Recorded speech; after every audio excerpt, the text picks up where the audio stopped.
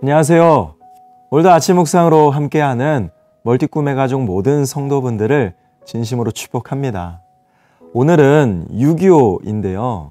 올해 6.25 전쟁이 발발한 지 75년을 맞이한 해라고 합니다.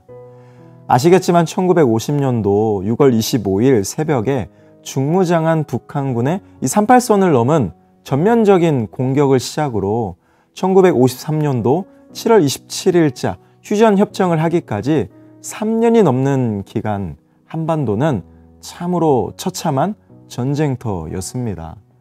나라를 지키기 위해 목숨 걸고 싸운 참전 용사분들과 또한 그 어려운 시기를 겪으며 지금까지 나라를 지켜왔던 모든 어른 세대의 수고 또 희생이 결코 당연하거나 가볍게 취급되어선 안 된다고 생각을 합니다. 그래서 신앙 교육도 참 중요하지만 이 애국 정신도 정말 중요하다는 것을 부정할 수가 없겠더라고요. 여러분, 역사를 우린 절대 외면해서는 안 됩니다. 절대 역사를 잊지 말아야 됩니다. 그래서 우리는 생각하는 국민이 돼야 하고요. 더 나아가 우리 믿는 자들이 이 나라 민족을 위해 기도하는 국민이 되는 것은 참 중요합니다. 스코틀랜드의 종교개혁자인 존 낙스가 이런 멋진 명언을 했습니다. 기도하는 한 사람이 기도하지 않는 한 민족보다 강하다. 대한민국의 새로운 회복과 미래를 위해 또 영적 각성과 부흥을 위해 우리가 기도할 뿐더러 저는 저와 여러분들이 오늘도 주어진 일상에서 멋진 믿음으로 살아가는 그리스도의 편지와 향기 또 세상의 빛과 소금이 되기를 간절히 소망합니다. 여러분, 시편 기자는 이 이방 나라들의 침략으로 하나님의 성전을 파괴하고 또 예루살렘이 돌무더기가 되었음에 지금 탄식하고 있습니다. 또한 하나님의 백성이 학살당하고 이웃에게 비방거리가 되며 대적들에게 조롱과 수치를 당하는 이 괴로움을 호소하고 있는 거예요. 그래서 시편 79편은 이런 상황에서 시편 기자가 하나님께 죄 용서를 구하며 하나님의 구원을 간청하는 내용을 다 담고 있습니다. 엄밀히 말하면 바벨론 제국에 의하여 예루살렘이 파괴된 상황에서도 하나님의 백성이라는 영적 정체성을 포기하지 않는 이 신앙인들의 부르짖음이라고 볼 수 있는 거죠. 모든 게 끝난 것 같은 절망 속에서도 절대 포기하지 않고 유일한 소망이신 하나님을 찾고 구하는 이 남은 자들의 고백이 오늘 시편 79편의 찬양입니다. 시편 기자는 이 괴로운 상황이 바로 민족의 죄 때문임을 인정합니다. 그러면서 하나님의 진노가 대체 언제까지 지속될 것인지를 쭉 묻고 있어요. 이게 5절이거든요. 저는 이 질투라는 단어에 좀 주목해 보고 싶어요. 성경에 질투하시는 하나님이란 표현이 종종 나오는데요. 하나님이 질투하는 대상은 단 하나입니다. 바로 여러분, 자기 백성, 하나님의 백성을 향해 질투하시는 거예요. 여러분, 질투하지 않는 사람은 사실 없습니다. 특히 내가 좋아하거나 사랑하는 사람, 또 내가 유독 관심을 많이 주거나 마음을 강하게 주는 사람에겐 더 기대하는 바가 크겠죠. 나만 바라보고 나만 생각하고 나에게만 표현해 주길 바라는 게 당연합니다. 그러나 이 질투라는 게 집착이 되어서는 안 돼요. 그거 무섭잖아요. 그건 나 자신을 스스로 망치는 자살 행위와도 같다. 저는 이렇게 생각을 합니다. 하나님은 모든 걸 다 가지셨어요. 불가능이 없습니다. 말씀만으로 온 천지 만물을 창조하셨잖아요. 원하는 건 뭐든지 이루실 수 있는 능력의 하나님이십니다. 그러나 하나님은 인격적이시라 우리의 자발적인 사랑과 순종을 가장 원하시는 거죠. 그러니까 어떤 강요나 강압에 의해서가 아니라 우리가 진정으로 하나님을 생각하고 기뻐하며 하나님을 또 위하고 또 온 마음 다해 하나님을 섬기며 따르기를 우리 하나님은 가장 원하신다는 거예요. 그래서 하나님은 종종 질투하십니다. 때론 무섭게 질투하세요.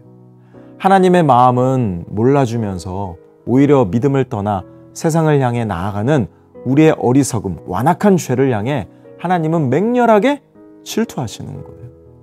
왜 질투하실까? 너무 사랑하니까.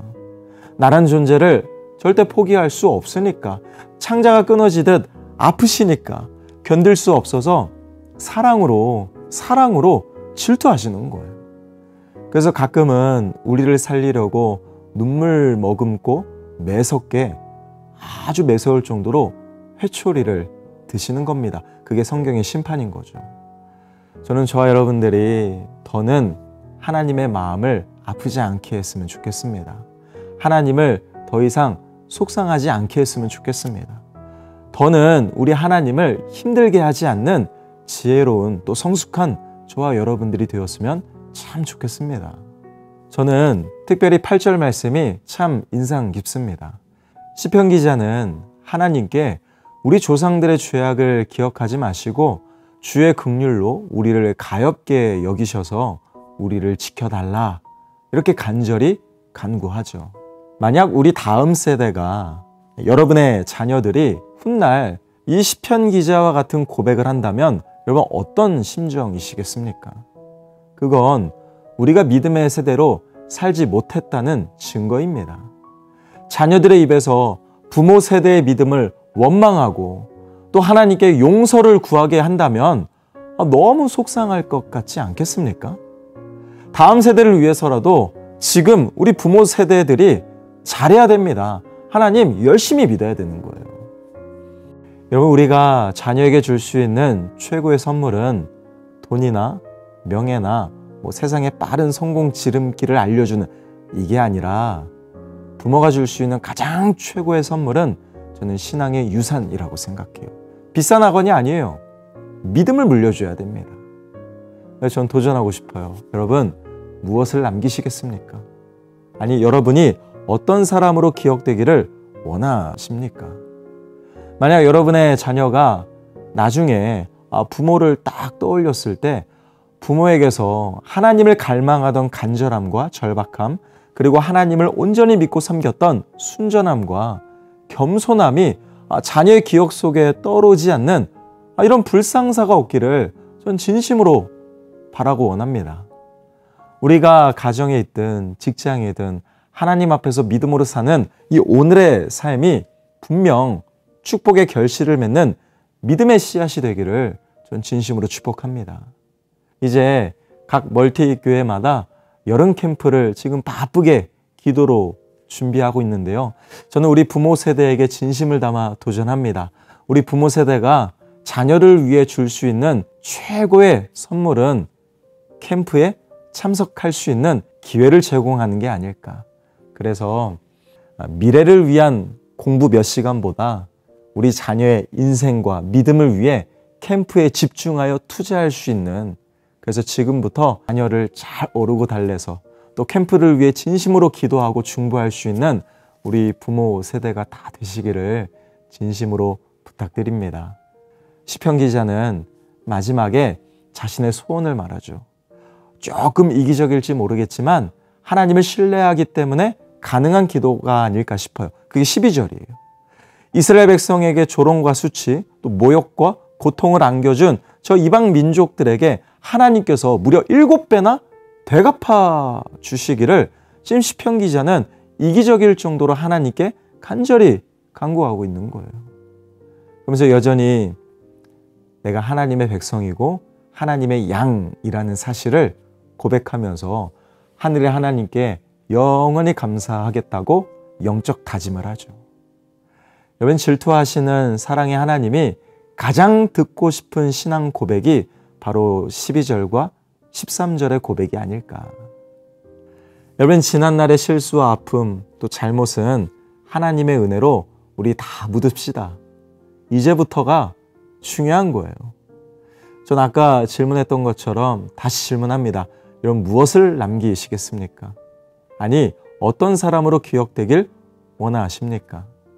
하나님에 대한 사랑을 남기고 헌신을 남기고 순종을 남기고 무엇보다 자랑스러운 믿음의 흔적을 남길 수 있는 믿음의 승리자가 우리 사랑하는 꿈의 성도 모두가 다 되시기를 진심으로 축복합니다.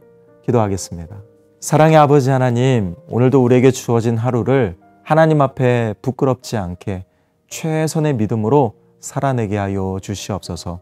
무엇보다 자녀에게 부끄럽지 않는 믿음의 부모 세대가 되게 하시고 오늘 일상을 천국으로 살아낼 수 있는 멋진 믿음의 소유자가 우리 꿈의 가족 모두가 되게 하여 주시옵소서. 오늘도 우리 인생 가운데 놀라운 일들을 일으키실 우리 주 예수 그리스도 이름으로 간절히 기도합니다. 아멘.